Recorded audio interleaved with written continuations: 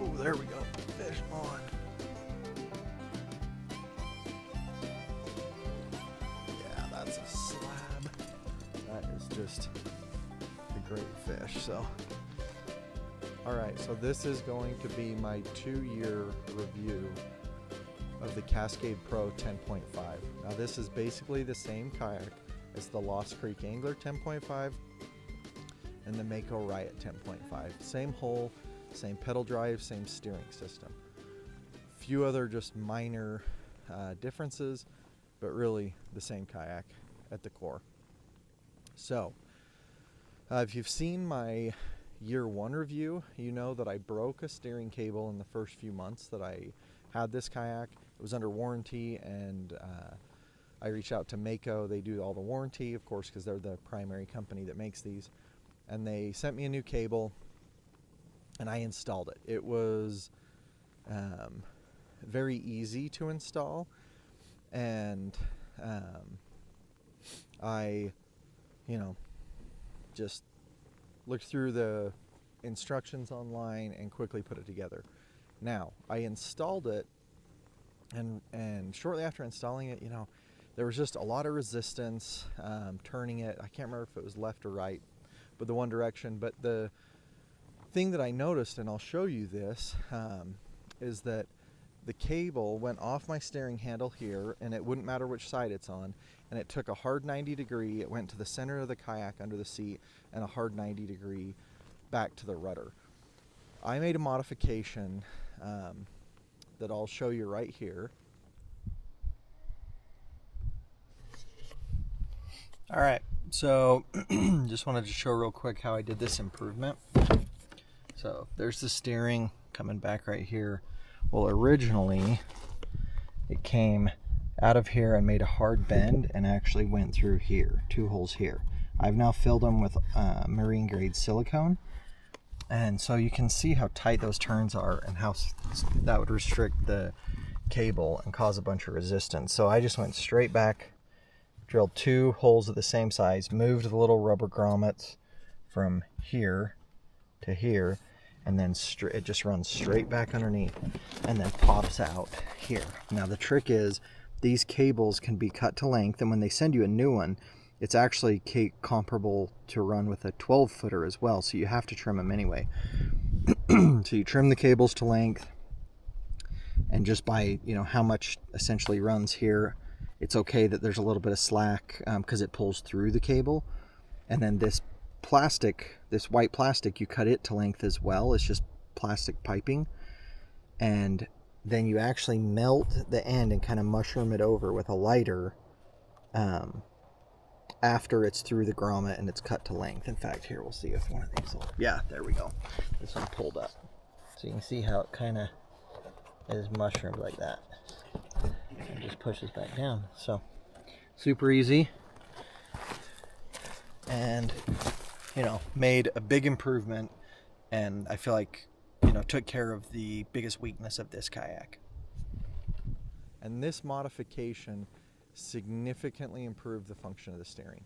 It's just one finger turning, easy to move that rudder, and I believe having that reduced resistance where you're really having to pry against that cable is going to avoid me breaking another cable, or at least not breaking it so quickly. And now I've been, year and a half on this steering setup, and I've had no issues. It works great. Now, beyond that, I wouldn't mind if it had a little bit bigger rudder. It seems like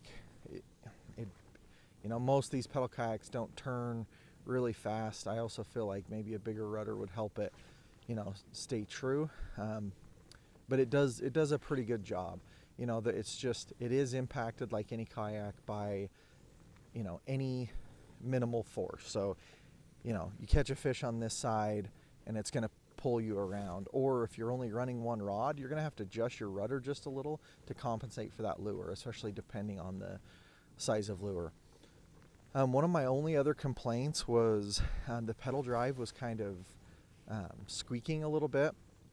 I put a little bit of oil on where the pedals are, and I haven't had that issue since. So, you know, overall, my review is, for the money, this is hard to beat. You know, pedal kayaks have gotten outrageously expensive and, in my opinion, way overpriced. So I wanted a kayak that I didn't, you know, have to spend a ton of money on, and that for people that are watching my videos that have an affordable option, because it's crazy. Especially, I have a boat that I use a lot, you know, and I didn't want to spend, you know, the amount that you could on a small boat for a stinking pedal drive kayak. But I wanted a pedal kayak to use on a lot of these lakes that I either can't get the boat on, or just in place of the boat, because it's such a, you know, enjoyable fishing experience to just be out here solo, you know, cruising along, pedal drive, and, you know, enjoying the time. So overall, my opinion is this is a great kayak. It's hard to beat the money, you know, the price point on it, and has done a great job. The only other thing I'll say is the seat. You know, it's not the most comfortable, but, you know, it's okay. I put a cushion under me, and then actually this is my first trip with a new cushion. Hopefully I still have the box at home and I'll show it to you, but I'll at least show the cushion. All right, and then this is just the memory foam pad that I got from Costco. You can see it fits in there perfectly. It's like 2-3 inches thick, kind of compresses down and makes for a lot more comfortable ride when you're out there on the water for a lot of hours. And I got this cushion at Costco, and it kind of elevates me a little, which I like, and then it's just, you know, it fits the seat better than the other cushion I had, and overall I'd say it's a little more comfortable. But, you know, really minimal complaints and well worth the money. If you're looking for a reasonably affordable pedal drive kayak, the price point is going to be, you know, one of the most competitive, if not the most competitive, for either the Cascade Pro 10.5, which if you're in Oregon, I bought at Bi-Mart, and the Lost Creek Angler 10.5, which you can get at Sportsman's Warehouse or online, and then the Mako Riot 10, which you can get online as well. So let me know if you have any questions in the comments.